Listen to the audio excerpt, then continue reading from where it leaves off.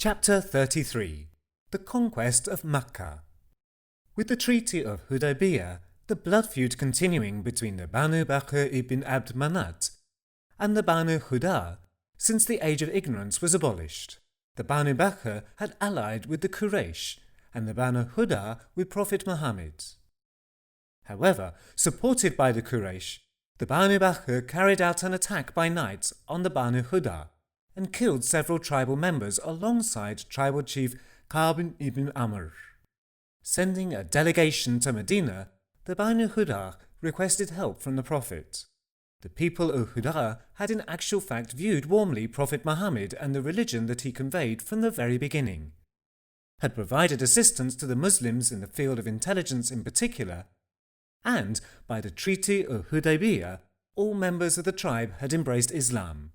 Prophet Muhammad sent a letter to the Quraysh asking them to abandon their alliance with the Banu Bakr, or pay the blood money for the members of the Banu Huda who were killed. The contrary would mean the breach of the terms of the Treaty of Hudaybiyah, whereby hostilities between the Quraysh and the Muslims and their respective allies which was forbidden, and thus constitute grounds for war. Accepting neither paying blood money nor abandoning their alliance with the Banu Bakr, the Quraysh sent Abu Sufyan to Medina with the purpose of renewing the treaty. However, Abu Sufyan returned to Makka without having reached a favourable outcome for his efforts in Medina. Deciding upon an expedition to Makka, Prophet Muhammad started preparations for such, keeping the details of the destination a secret in order to avoid bloodshed and to catch the enemy unawares. Sending word to the Muslim tribes, he asked them to gather in Medina. So as to conceal the actual strength of the Muslim army, he asked some of the tribes to join the army along the way. All exits from Medina were banned, and, by means of watchmen being posted at important Makkah-Medina passage points, travel to Makka was prohibited. The courier sent by Khatib ibn Abi Balta, who wanted to inform the Quraysh of the Muslims' preparations, was intercepted by the companions, which the Prophet assigned for the task after having been informed of this situation through revelation. Moreover, a reconnaissance unit led by Abu Qatada al-Ansari was dispatched to Batn al-Idam on the Makkah-Medina route in order to surprise the Makkans. Leaving Abu Ruhum in charge of administrative affairs in Medina and Abdullah ibn Maktum as his deputy, the Prophet set out from the city with his army on 13th Ramadan, 4th January 630. Due to the fact that he kept the destination of the military expedition secret, he continued on his journey without donning the pilgrim dress, ihram, at the fixed point in Dhul Hulayfa and camped at Maruz Zahran. The Muslim army reached 10,000 with those who joined along the way. Learning of the Muslim army's arrival at the gates of Makkah and experiencing great panic, the Quraysh sent a delegation headed by Abu Sufyan to Prophet Muhammad. Allowing the delegation to stay overnight in his headquarters and ensuring that they were able to watch the marching army squadrons, the Prophet invited them to accept Islam. Not wanting to risk confronting such an army, Abu Sufyan and his delegation returned to Makkah having accepted Islam. In view of this situation, the people of Makkah realized that they could resist the Muslim army no more. Abu Sufyan told the Quraysh gathered in the courtyard of the Kaaba that he had embraced Islam and that they had no other option but to surrender, and advised them to take shelter in Masjid al-Haram, the sacred mosque surrounding the Kaaba, or in their own homes. This essentially meant the surrender of Makkah, granting those seeking refuge in the homes of first and foremost Abu Sufyan and then Hani, Hakim ibn Hizam, Abu Ruwayha and Budayl ibn Waqa right of asylum. He honoured them and wanted to warm their hearts to Islam. Coming to Makkah after Abu Sufyan, the Prophet's uncle Abbas uttered the same words to the Makkans. The people then dispersed to the sacred mosque or to their homes. Planning to enter Makkah from 4 flanks simultaneously, Prophet Muhammad instructed his commanders not to fight unless they were attacked, not to pursue those who fled, not to kill those who were wounded or captive, and to meet him at the hill of Safa. He then commanded Khalid ibn Walid, who led the right flank, to move first. Entering the city from Lait in the south, wherein the squadron led by Safwan ibn Umayyah and comprising notable Makkans such as Ikrimah ibn Abi Jahl and Suhail ibn Amr, as well as allied forces, were stationed, Khalid ibn Walid, defeating this force, crushed the sole resistance during the conquest. Those escaping with their lives asked for mercy, either by taking shelter in their homes or by putting down their weapons. In the skirmish, 12 or 26 Makkans and 2 or 3 Muslims were killed. The unit of the Ansar, helpers, led by Sa'id ibn Ubadah, entered from Makkah's west, while the left flank comprising the emigrants and led by Zubayr ibn Awam entered the city from the north.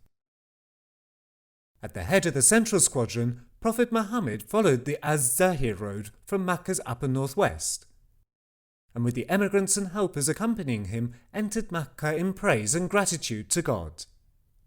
He camped at Al-Hajjun and met the other units at the hill of Safa. 20th Ramadan, 11th January 630. Subsequently going to the sacred mosque, Prophet Muhammad greeted the black stone, kissed it, and circumambulated around the Kaaba.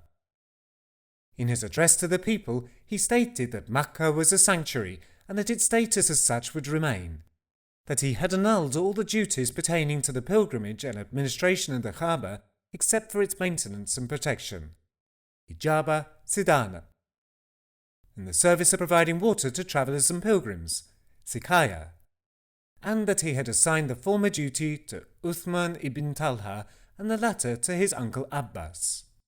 Thereafter he declared general amnesty.